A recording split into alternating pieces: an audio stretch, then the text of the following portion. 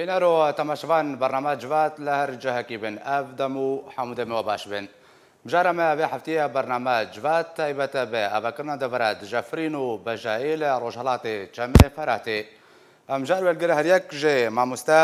سیامەند حاجۆ سەرۆکێ شەپێلە پێشە ڕۆژا کورد لە سووریە و دکتۆر ڕدوان بادینی مامۆستای زانینگەهێ و ڕۆژنەمەڤان محەممەد حسکۆی وەرێ گوتوبشکردن. بەڵێ تەماشەوان نەهێژا هونجی کارن بەشداریە دە بەرنامە جوات دە بکن و پرسێنخوا ئاراستەی میوان ستیدیۆ بکەن دڕێە هێشتنە کۆمنتان بە. مامۆستا سیامەند جەمتە دەست پێ بکەم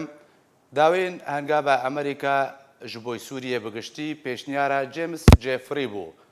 ئەوژی شاندەرێ نووی ئەمریکا ji بۆی سووریەک و دەبەرەکە دژەفرێن و بەژایی لە ڕۆژهەڵاتی چەمێ فەراتێ وەرێ ئاباکردن و پارێزگەهن دێرە زۆرێ و ڕەقا و ناوچەیان ڕۆژاوای کوردستانی ژیوێل خۆ بگرێ. بنەرینەتە ئەف پێشنیارە و ئەمریکا پێشنیار کردی دەرئەنجامێن چ سەتەکێ بوون و چ شڕۆوە ژەرەتێکردن.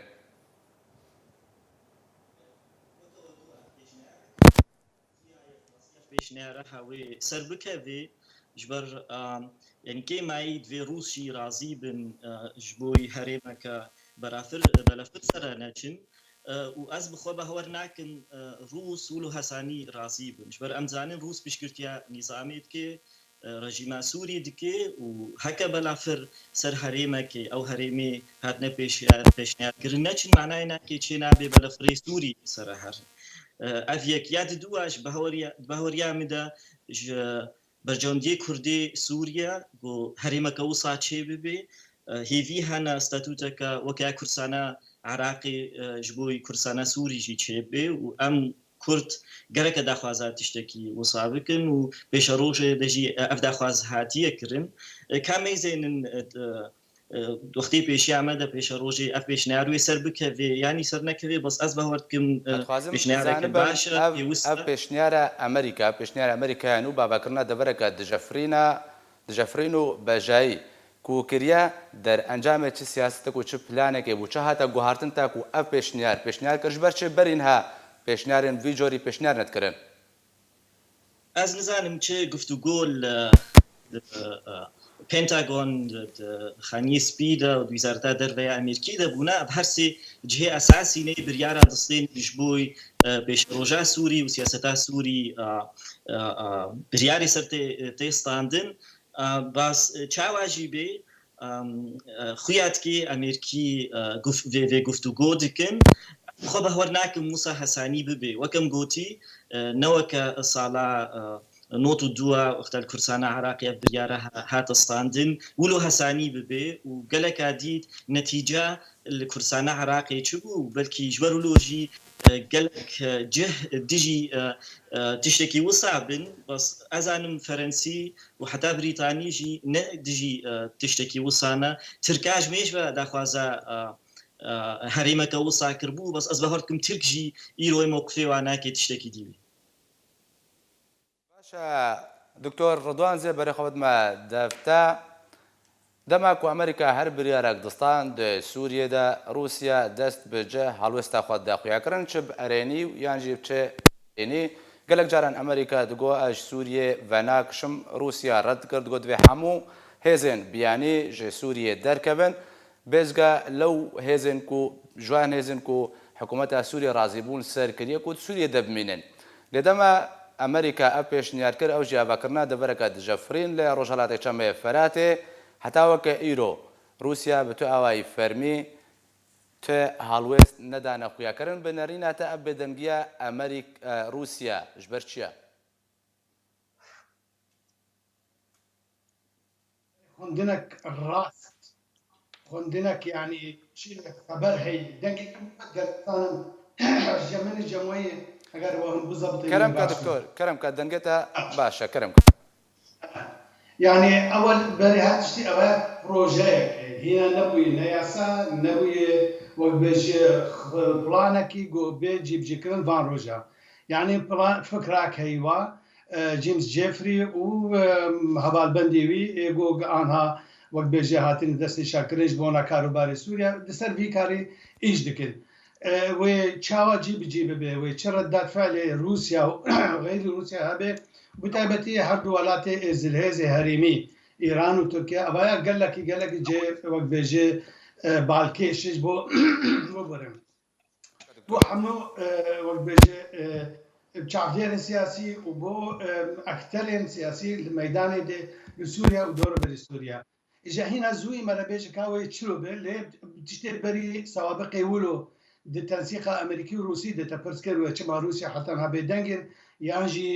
ورايا وان چلو به باور هم دي چلو اتفاق کرن لسر باشوري سوريا گو ام بيجن باراستنا سقانجيري لسر سينوري اسرائيلي ببر زنكي روم وكشتر گو از لخوشم دي سي جي بردوام كبره نورمال يعني أباهان سابقات بو نزيك سابقات بري دمك بر نزيك شبوين باوري عم بدي تشتكي ولو يعني كارب ببه ديسد أورتا روسيا وأمريكا دي ليه إجاوي هالوسطى تركيا وإيراني تشقاسي به حكم بخوا نظام ريجيم وتشقاسي رفعلاوي خربه وتشي كارتيوي ماني وتشي كارب دش بسكنه أبانا قشتك ده آراء دنه أبانا قشتك ميدان دنه هنا حسب وال حتى داوي كسر نكارب جوي تشلو به لب أواكي قشتي وك كاكسيامن جيجو عنها استبلي دبم تشتكي بوزيتيف هاجر تشتكي واجيب جيبه به هريكم و يعني أب حالة جو أوارته جو بيدا به چه أم بيجن نو فلاي زون وجريا كم بيجن بري وحالات قانوني دروس بخوره هر چند عول مثلا اجراء وجبونا كاربار ديجي داعش وريغرتنا البر ايراني بنجبوك بيجي زيادة امتداد بالدستوري دي باوري عمدي وحالات كيسكي قانوني جدوفه كيسا آهاني هجر تشيبو ودروس ببه إذا باوري عمدي روسيا شي نحتا داوي يعني از أنا الموسكو مو از سيشما بي واتشتي غبرين هاي وجه هي قوم الفيدا كي كردا مسندين اخوا بناوي معهد عماز وكسك السر بخوا از بردوان دكم سي شما بيجي تاني درياور باس خوازم بگينم و بريس كونفرنس كي ازي تشيكم نو نريوان وزاره خارجي وكاسنديتر وتنشمبن ومي بحث بكن چی چاره سری دبیج بو کشا کردی سوری پشتی راوستانجن اشار پشتی کم کرنا و بیجی تند توجیه د سوریا باشا دكتور نارينا تدسبيك ده بحثا قوتنيا تبحثا چند کرد کو لباشور سوریه روسیا بهتر روله دبینه و امریکا ل روجهالات لباکور و روجهالات سوریه و روله بینه بنرینه تمکارن بجن دا بشونه نبره هر کا دا چه بو هر الیک خو بدند که جبوی الی دی تاکو برجواندین خو جب جب که ابهانه اب شریعانها گر ایگود بن وقت بيجي بنيدي جيردي بزوتي هري داوين شر سوريا ويكيب سركبه حتى هذا ديار بلان وربازي بيجن چاره سريه ات نقاش كرن قلق وانا بتوفت نقاش كرن يوروب خوجي تشاوش رول فيدا بالموسكو بحثا مثلا لجنه دستوري هاد كرن زيد كرنا بيجن تعاون وتنسيق ونابيرواد ليه فرساوان جيل امريكا چاره سر نبي تركا يعني او خوش وقت يقول سر دب كرسي هارون شتيبه يعني نيفي ويل سر كرسي كي نيفي دي سر كرسي ديتر او خوشي هنا بريارا خوي داوي ندان وبكير بسكن قالوا واف بريارا واني اغو نهاتي غوتن انغو ترساد هبدو دفروشن اغو كارغريا ويسر ابو ريوان قالك خرته وحاچو قاسي بدومي وكاربن في خطا خان بيجن ناتو وامريكا وولاتي اوروبا غربي جو اوجد خوازن اف باراستنا عزماني وعرضي تشي باكوري سوريا وتشي الوسطى وان بجوان وتشي قاربن حكي جدر جوان بكشن الناب بلاني ايجو او بخش انا وقت لا شك بدو سري يعني سريكي اللي روجهلات سريكي اللي ناتو وامريكا باوري عمدي او خو انا مانه بريارك رون واشكره في حاله هاند باوري عمدي چپساندنا و بلاني گوتي اماده كرن و حسب بك وموقف وان باليك حسب بك يعني بجارك و خوج ناتو وامريكا دور بخن وبلان روسيا جيب كانوا او جي روسيا حتى داوي بواري يعني ايرو مقالك ايفانوف ابو دي كردستان توشكرودي مقالك قال لك بالكيش بو افتشتانا بحث كربون يقول انه تشي ويش في بطبخي دركب كي تشي حاضر كي وش كانجي وكاربن بدو من السما هالوستي خوا هالوستي وان نحتا داوي اشكراني نحتا داوي اورازين انجامي وان هالوستي وان سر است هندور وسر است هرمي وحمودش هنا فكري حمي وقداس دار صندنار باشا دكتور زيد دوباره فقر ما جمتا كاك محمد دمكو تركيا إيريشي سر عفرين كر قوتنا أمريكا يك رستبو قوتكو عفرين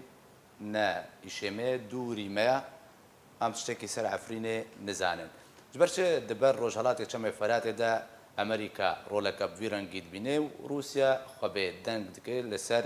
رولا أمريكا يكو دخوازي بكي وببيني دا دبري دا دمكو تركيا إيريشي سر عفرين كر روسيا هالوستاوي ديسا ممكن بيجن نريني بولا هم برخلك عفرين دماكو او هيزن روسية كل ويدري هبون وكشاندن اف جداي د اف ازدواجي د سياسة امريكا دش برشي بنرينات اسپاس بو و خواندنا تا بو برنامه جواک و هروسا سلاف بو تماشوان آرکی و هفکار من دکتور دوانو که سیامند وكم دزانن قادة سوريا جده حزارو دوانزده بیا شر دولت زل بهز و دولت هرمی ده هفرکیه گلک هید نبرا کش و کشی دا سر کیه و دست خودی را بهتر سر خودی باندور به وجهه پیگاه کوی هبل سوری دا دما ترکیه ایریش کری سر هرم عفرینه اما همید زانن به رکفتنه که ناف دولتی بو تا دولت هرمیجی دستی وانتی هبو و به اریکرنا وان بو جبر و رکفتنه که نوبرا هر دو دولت زل بهز روسیه امریکا ده هیچ دیگه سوریه باکور سوریه بکن دو بشک رجلاتی فریته چمی فرید بشک رجلاتی فریته اولی دما دولت زل بهز وک روسیه یعنی وک امریکا دخوازه برجوادین خوب پاریزه دو سوریه دا هنی کی جارنا آلیکاریا وی به دولت هرمی هیا جبود به اینکه وار رازی بکه اف پینگا و امریکا اف دو روتیا او دو بریارا امریکا برانبر کردا ما بس تا برگوت هات سر عفینی س کردا خود گره لور اریکر فرمو درباز بن و تدی روسیا جی هز خوفکشان رکفتن بو و روجلاتی چه فرزشی گو اوا پارامنه دبکس او نبه لسر في پشنیارا جیمز جفری کری از دبینم اوا بخوا نامایکه ج دولت هرمی و دولت وک روسیا ازل هزی روسیا جبرگو اوا چاف سوربونکه و رشدبونکه و وگرا دانینا ساوایه که هیبته که بو امریکا ان ام رجدن لسر پاراستنا ساوای خو هیبت خو و برجواندین خو ده هرمه رجالات چم فریتا بله باشا ما مستسیامت دوباره بگرم جمتا مامستا محمد بجي امريكا تخوازي ناميك بشنج ولاتن هرمي ويكو د سوريا درولا وهي جوار بجيكو بيغا امريكا قلك بهيزو امريكا هر كاركي بخوازي بكي ببي حساب جبوي تو اليكي وبكي بنريناتا اف ناكوكي اف دجبريد نبرا ولات دا درباري چاره سركرنا كريزا سوريا وچباندورك نريني لسوريا سلبي نريني كواتا سلبي لسوريا بگشتي بكيو لروجافای کردستان به تایبەتی بکەی از باورکم سپیک دمگو یعنی چماش برجوندیا کردای هک هریمک وری آباکردن هریمک بلافری نظام سرنچ بلافری روسیش بس از بخوا مسئله ولو جدی ناگرم جبر هناكي تناقض سياسة أمريكا زحيا ودوي أمزانبن الأمريكا بخوا دمريني جدا هنا دجه جرين هنا وسياسة وناكي همبري سوري نيكا يكجي بنتاغون تخوازي بميني تخوازي هزي أمريكي برفرح بكي هريمات بن كنترولا وادا فرح بكي أريكاري بهتر بشيني جهزي بشگرتيا وادكن جاليه ديفا ترامب خاني سبي ترامب تخوازي هێزی ئەمریکی ضعیف بکێ مصروفەکە زێدە نەکێ بەری چ خاسی توێتێک دیسە ترامپ نیویساند و دووردا گوت پەرە دۆشوڵێ 200 ملیۆنی حازر کردبوون ji بۆی سووری ترامپ گوت vê va pera ne em bidin em nemisahedin pera zêde sarf bikin li Sûrî divê welatê dî Suudî û Qeter ew wabidin. Ev yek manavê nake çi ye siyaseta wan nake di Amerîka xwe de di her du cihê biryar tên standin neyeka û heke براستی هەرێمێک هاتاواکردن هەرێمەکە بەلافر سەرنەچوو مەسروفەکە زێدە ژێرەت فێ ئەمزانن وەختار کورسانە عراقی ئەفچێ بوو گەلێک ڕۆژانە ملیۆنە دەهاتە سەرفکردن ملیۆن دۆلار و دوێ ئەم ببینن مابڕاستی ترامپ حازرە وی تشتی بکە ئەس نابینم ببێ وەکی دی دکتۆر ڕدوانجی گوت نەهەسانیە ئەفبێ ینی کێمایی هێزەکە دی ئەساسی هەیە ڕۆبڕۆ ئەو حەلیفێ نیزام هەرێمێ سووری دخنە بن کۆنتترۆلا خۆدا ئەس بەوە ناکەم ڕوس بێدەنگ من هەکەن ها بێدەنگ بن ژبەر بەهۆریان دە ڕوس خۆشی مەسلەی جدی ناگرن و ڕوس علی دیڤە بێدەنگ نەمانە ژبەر بەری پێلەکێ گوتم وەژی گوت vê hemû herêm hemû hêzê nesûrî derkevin û qezawa nake Amerîkayê jî ji ber wilo jî ez nabînim rastî ev tiştê hebû bas û Tirk jî yanî divê tu Tirka razî bike û Tirk ji bo YPG û PYD got herêm Kurdistana Sûrî beşekî mezin et kevê navê herêma belafir sere neçin bin kontrola de Tirk nake qebûl nakin. Ji ber lozî nabînim rastî ev tiştê ha دوختێکی کورتت بێ. باشە ما دکتۆر ڕەدوانجێ دووبارە بەرە خودمە دەفتە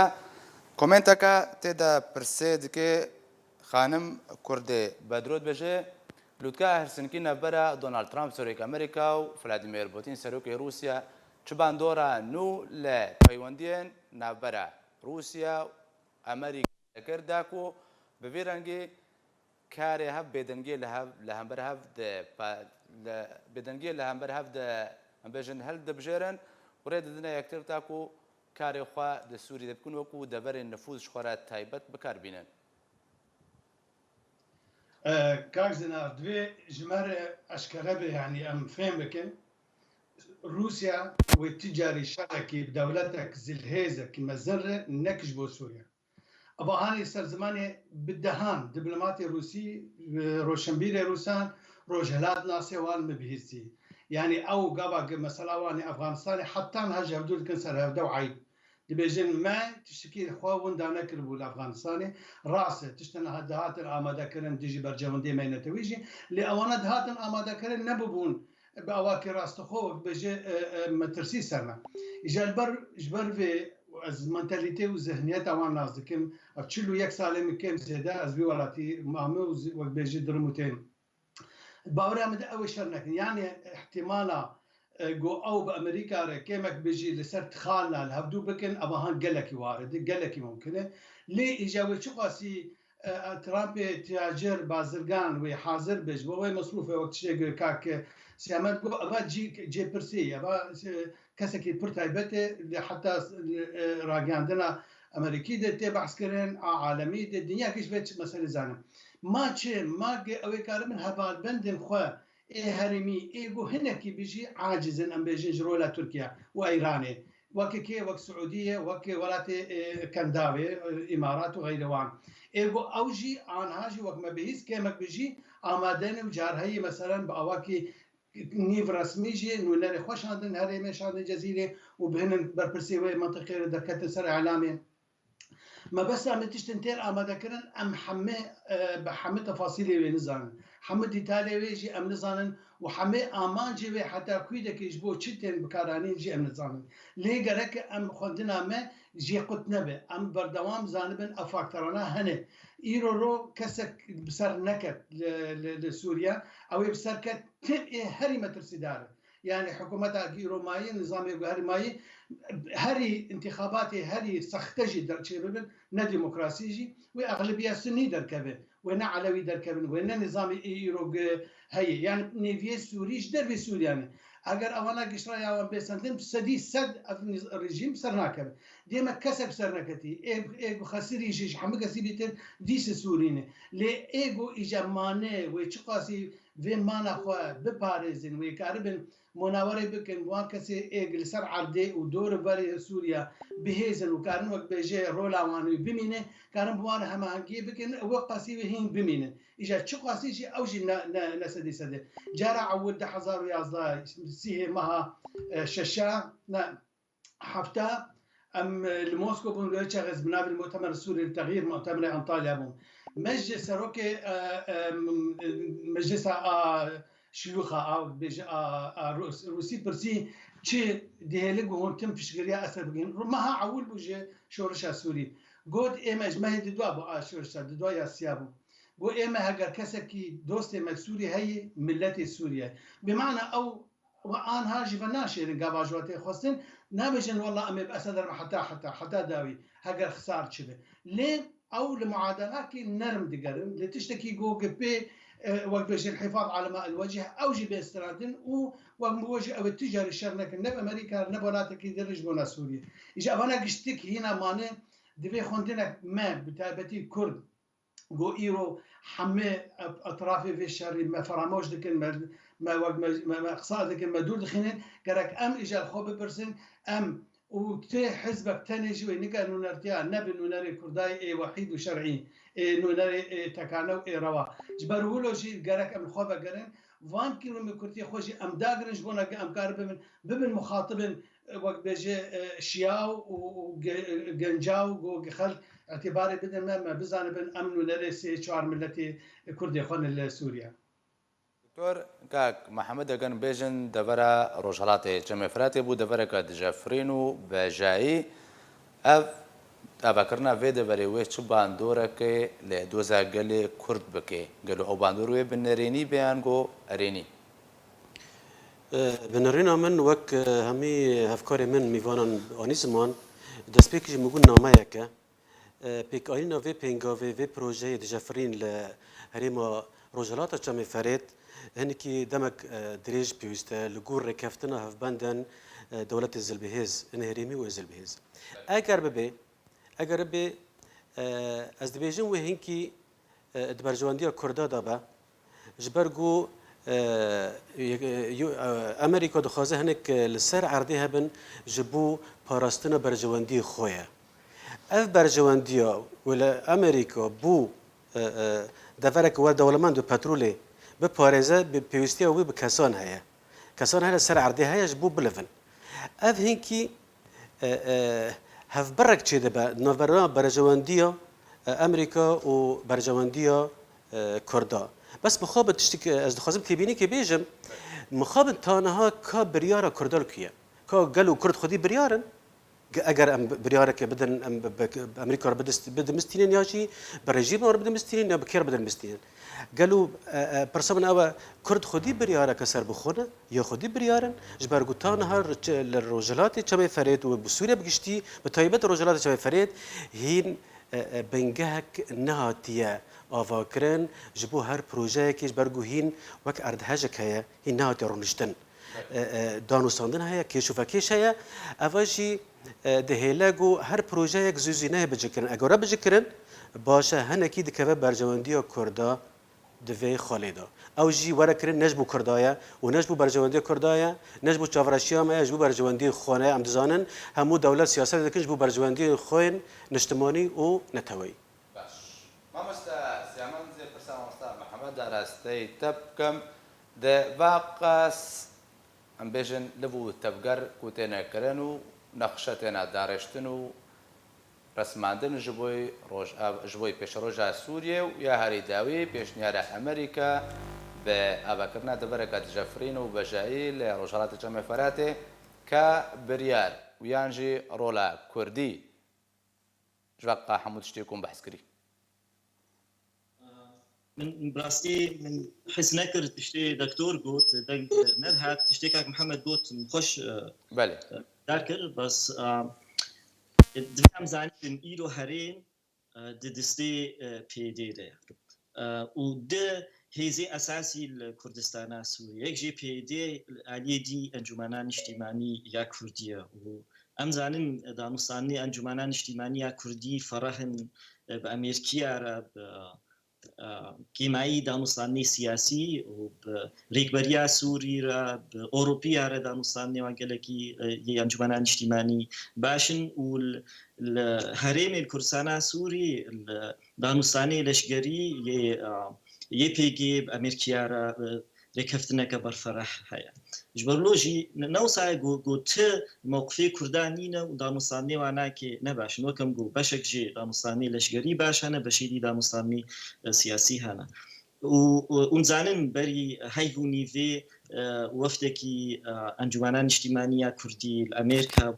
یەکیتیا ئەوروپا گەلێک وڵاتی ئەوروپی گەڕا سەردانا رووسیاکردن یا سعودیەکردن و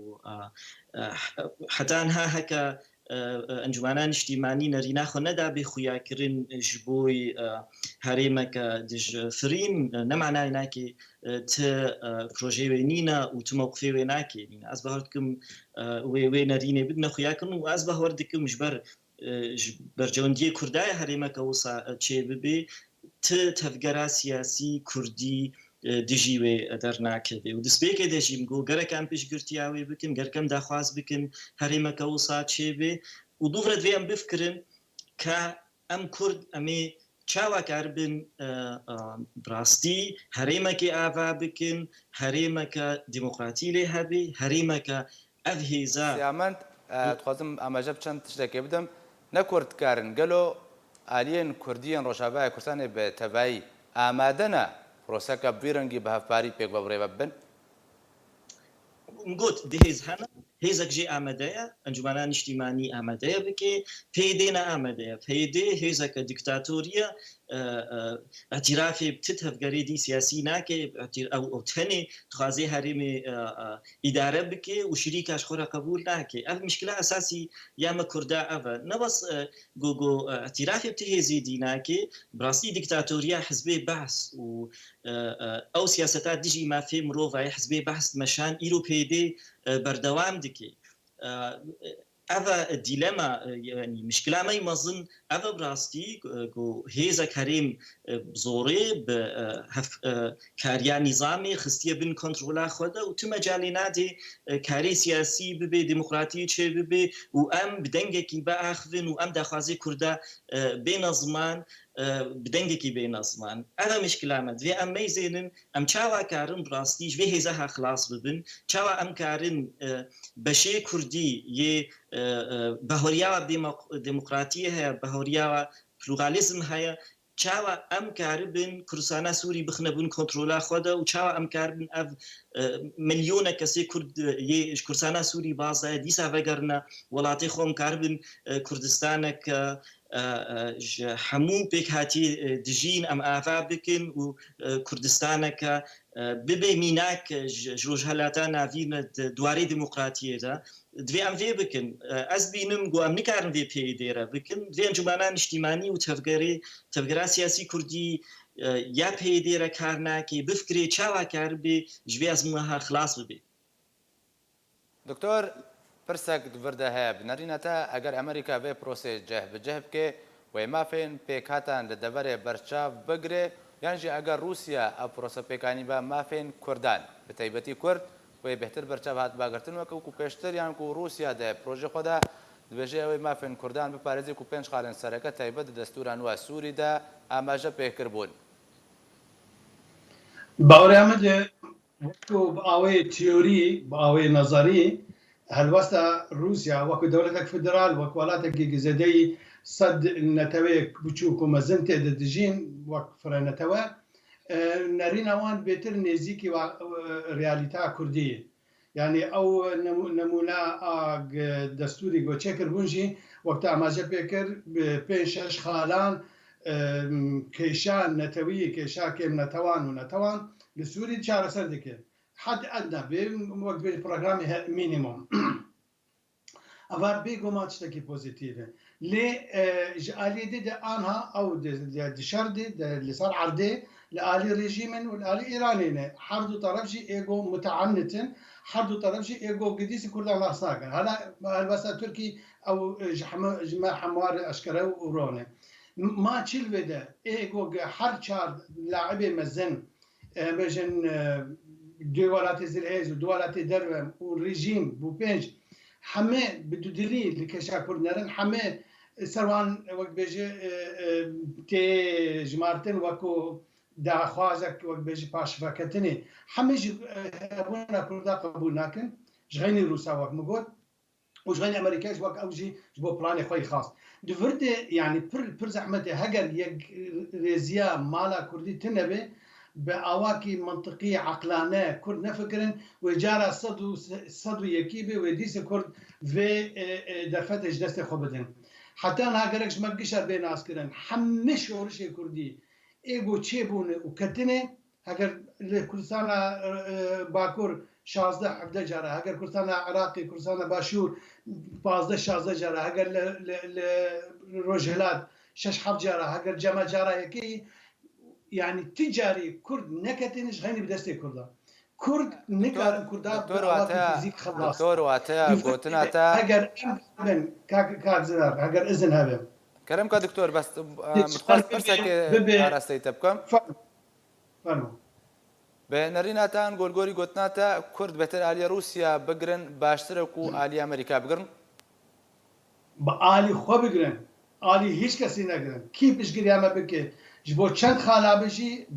برجواندي ويتي هي نريناوي انعكازك رفليتا نريناوي وهبوناوي الويولاتي كسكي دوسي حتى داويتنه كسكي دجمنه حتى داويتنه تني ام خو كرد حتى دجمنه هاتي حدودكن اما هاني قالك جمر بيور بضابط ومعيار ايجو ام بي بخوش قياس بكن ودوري بري خو حتى او كسي قلنا للرين ديكتاتوري قد بن برا ببن ام كارن بدجمن عرب هدور بكن دانو صندني بكن چما ما كردا خوب خرجين كارن افا هاني قالك افهم ذهنيت ان امجي خلاص بن تكسي كرد نشكن عندنش غني كردا بيبه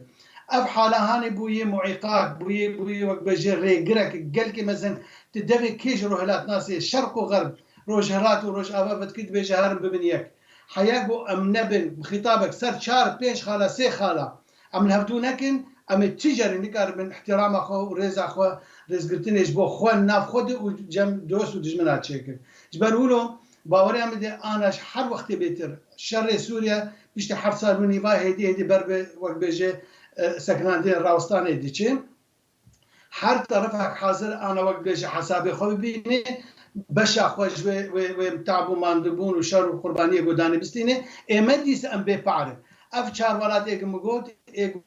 نخوانی ندیاره ديار بالعكس تماما برباجي ديار هالوسط اوان تون دجي كردا اگر ام نقاربن تعويض بكن ويك كما يا اخوا ويك ما كردي هالوسط ما هي دا نقرم بيكتيام هالوسط كردي مالا كردي وش ام بيبين وقت بيجي فكرش بو احتمالات ايجو دجمن سر ما وقت تشيكو حسابك وقت بيجي جيبك ما مستاس يا ما زب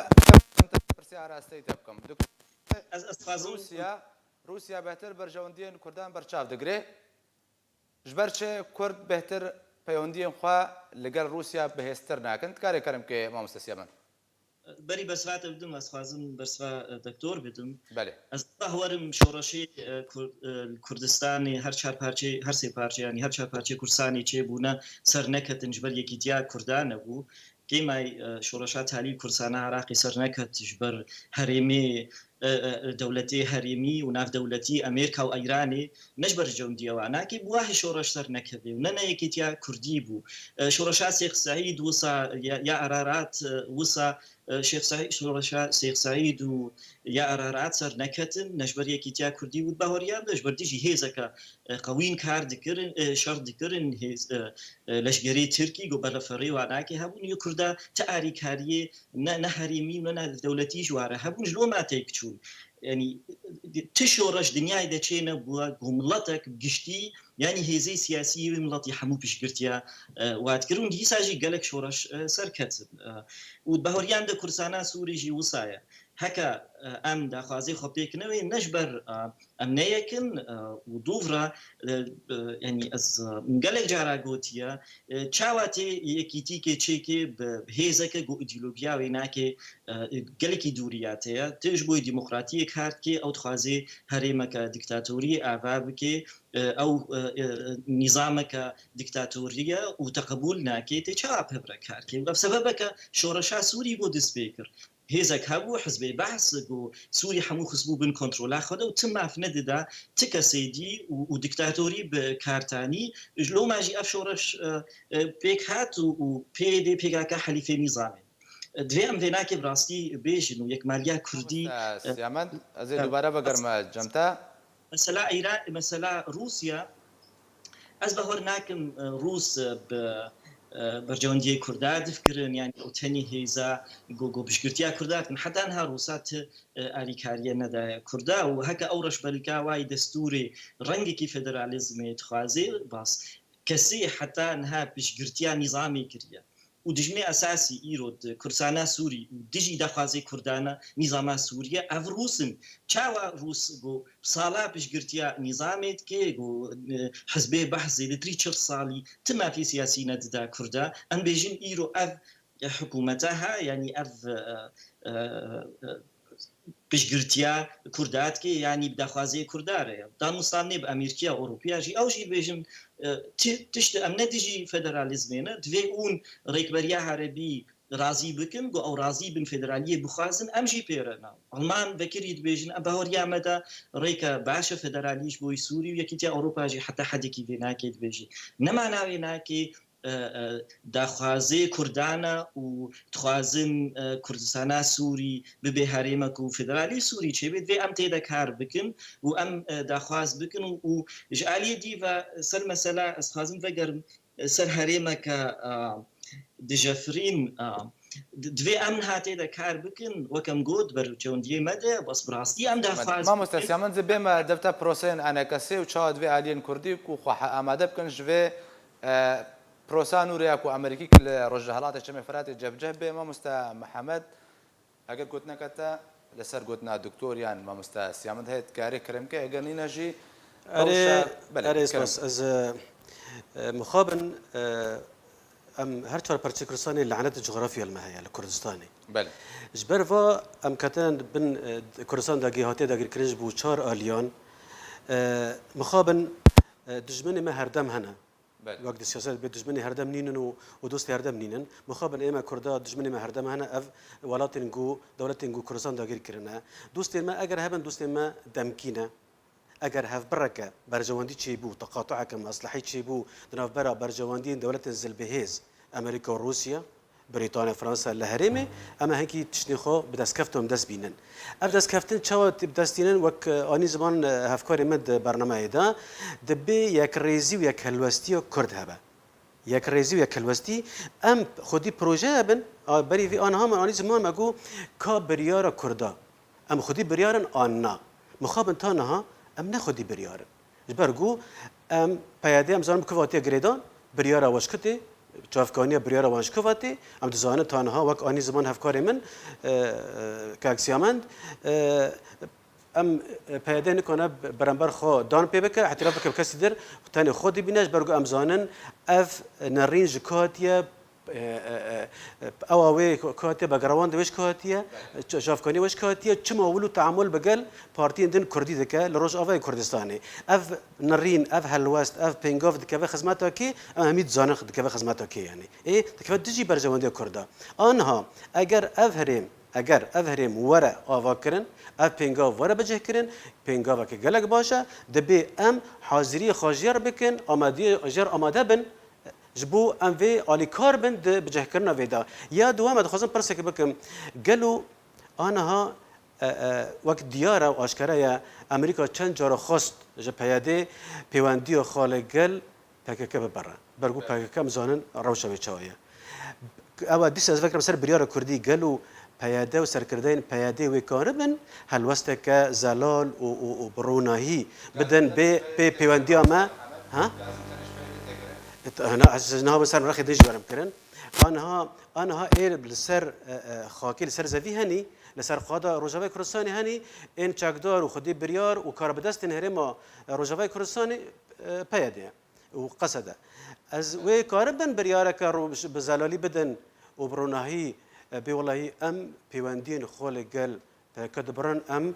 پارتیه کن ام رخصتنه که روجاوی کردستانی نه پیوندین ما لگل این رخصتنی و این فلسفی این ایدئولوژی به پکرتنه اوا خاله هری گنگه یادوم که گلو انا کسا که آمدین انا کسی جوی پنگاوی یا وی نرین یا وی پیشنیارا جیمس جیفری کری قالوا هنا تننا شو أمدا كوريا تنكرن دربار الدبلوماسي برجو خيري مخابن خير الدبلوماسي دس أنا كسي دنما لسر زفي نما أنا كسا دواري الدبلوماسي دا لسر أستا هرمي وناف دولتي وكان ما كاريكي بك أفا قال لك أو جرينجا وكاربا اف دو هزن هني وك كاكسيمان داني زمان دبي هز انا كسا باردكم تهزا ويسر عردنينا مخابن يعني ايه جي داخل يعني ببر دكتور بري زور ما جمتاز برسكارستي ما مستاسيا من بكم ما مستا تبحث عن بروسي انا كردو انا كسي امادك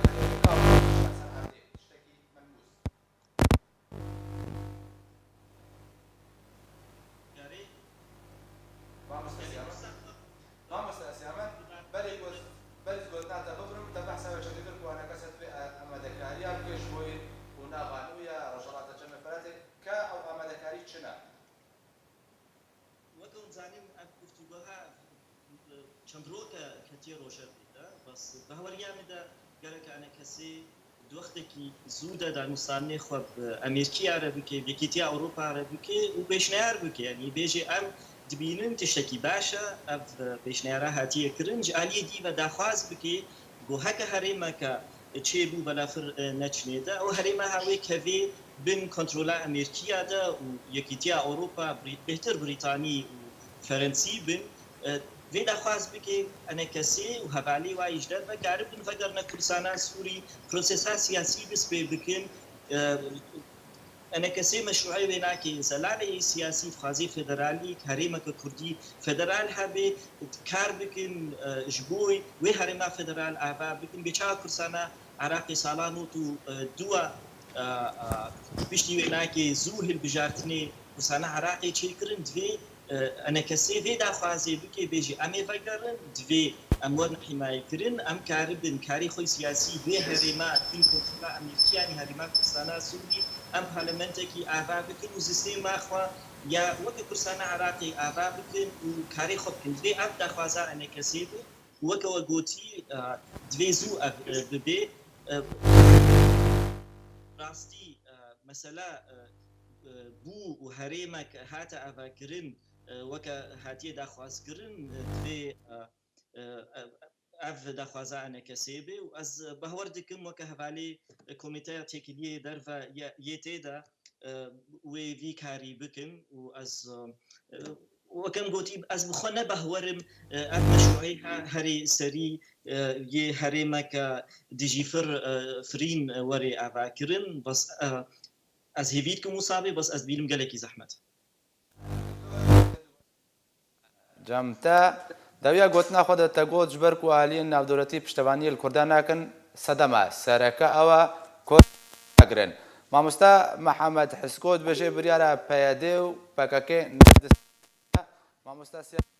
بەژێ ئەنەکەوێ پرۆسیان ئامادە بکەش بۆی خوون بریار نەکەکینا پرۆسیان ئامادە بکەی چارەنویسا دۆزە کوردی قوناغێن و دەوێ بشڕنگ بێ زانه مسألة كي روسي هاي دبي سيم بيات نسوم نديلي حفت روجي جمعة درو حفتيه كي نابن قبعا بحثا خالي قرنگ دكنج بوفي بروجي حال يجمع خالة كي ددوات جميري هنا كنا وان دقهر شوني وان خالة يكيد خلشونا خالة شعراء آسيا دخلنا شونا آيكي وحاجة يعني نابي بو أم جوان سنة أم خشك حلقة مركزية بينن يعني أو حلقة أجو أساسي إيرو لجور معطيات زانياري سر عردي جورباني عردي أو للبلدهش مدبه ونظام بالكي بتشيش بوش اندفاع دبه إيرو أمي بتشغي نكار مخندنك زلال بكن باوري عمدي آناش هنگار لازمه بهترش گوش کردار لازم ببه اف هرما آب بپاراستن کمک بشی لای استراتیجی دی ایگو کسی بشن روس بن امریکان بن يعني كم زيدا دانو سندنك كلهم بيجن عجلة بتم موارمة دانو سندنك كم بكسايتين نافدار ایگو سیاست چه دکن یانجی بریارداری یانجی بيجن زانبونا وانسر هي آناش هنگار لازم بيتر گوش کردار لازم به يعني مثلا جو ام بيجن حساب ديتن بتركيا حتى اغلب بيجن بريد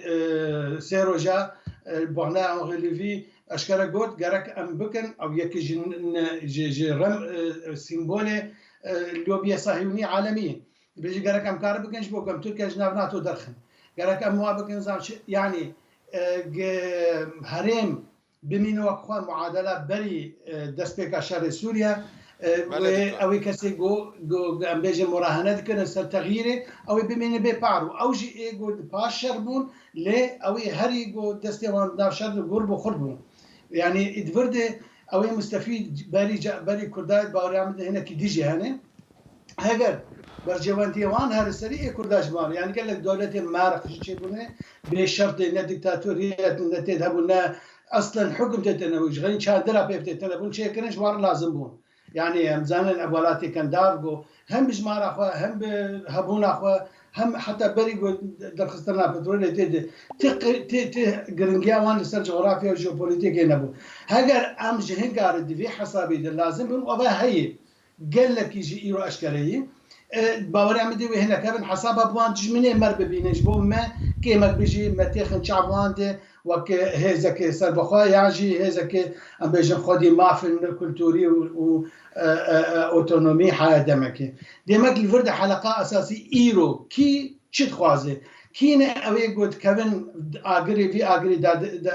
وبيجي جوردكن و رولا كردات دي قاسي بوزيتيف يعني نيجاتيف امزنا باش حرجار بوزيتيف قال لك صدام هاني جو حمي كسي ايجو مهتمه بالجندي هيدي شكرنا بجهري مقدش فريندي بش كردان رازين بين كرد نلسر ابدونه بين كرد او بيكاتا اغو حتى داوي كاربن بشغريا وان بكن وقت بيجي في بلاني وان بسرخينه برولو يعني ماشي خد شعب ندو صاد ندج مناد وقت منا شعب دجمن رشكري وندل دوستا خوشكري امجي دوينا بدن هاجر قال لك جنكار لازم بالباري عمده وبيتر هر سري بيترج خواستنا مبخوا يعني نعم وقت ديناميكا بيكاريبن أمي بربيش برنيا ويد بتد زيادة تر وقت بيجي كاري قربن هنا كده بخوازن أو بيتر بسر كابن باوري عمد. بله دكتور كاك محمد أقدر كوتنا كتها تم قالك نماذج بزيب داي بينهم كلامك. برنامج دام يفني برنامج براستي وك مهمي أني زمان ديار كر آنها روشة بجارتی آن موضوعی هاتی اگر آماده بسه دبی روش خویوتی آزمای ذاتیجی آماده بالگلوی یعنی اگر مگوجی یک ریزی و یک کلوستا کردی لروجاوای کردستان بتابت روجلات چه فرید با پیوستی مگل گرینگه اگر اف پروژه ور بجه کردن آن نه بجه کردن هر دم ام کرد بر جواندی ما ده یک کلوستی یک ریزی ما و یک کلوستا مدایه اما وی چه بکن بنرنا من دبی دیالوگ گوتو بیج نوبرا کردادا و ورا کرن بری هر تشتی دبی ام کرد بخال هفرنن و بگن بریاره که جبو چارنویسا خو لهر دره که پیوستی ما گل گرینگه به دیالوگ که کردی گوتو بیج که کردی جبو امجی ببن یک هزا که چل سر هرده چل آستی دیپلماسی ام کاربن آرمان جملتی خو بجه بکن بوس شبيلها باش رجع كرد لسوريا وقال لك سباس جبوي دكتور دوان بادني ما مستعد زانينجيو قال لك سباس جبوي روجنا مبان محمد حسكو كل قال من بن وقال لك سباس جبوي جكو انت ما شبان بن جاليم بجي هرشادو بختار بن